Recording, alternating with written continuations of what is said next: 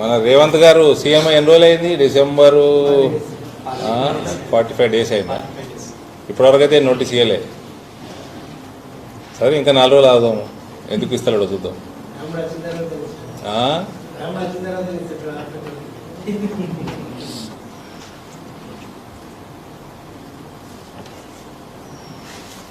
మా నోటీసుల ప్రక్రియ అయితే స్టార్ట్ అయింది కదా, ఆయన నడుస్తూనే ఉంది కదా, ఎప్పుడు ఆగలే. కోర్టు కోసం 2 నెలలు ఆపిండ్రు. ఇప్పుడు ఆ కోర్టు కూడా డెసిషన్ చెప్పకుంటే నోటీసులు మొదలైనవి మళ్ళా.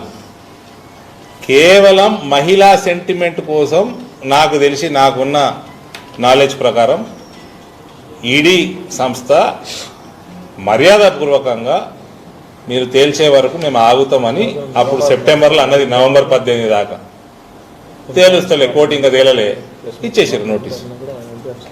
కేజ్రీవాల్కి 5వ నోటీస్ ఇచ్చారట. ఇవాళ 4 సార్లు పోలే, ఇవాళ 5వ నోటీస్ రేపు రమ్మని.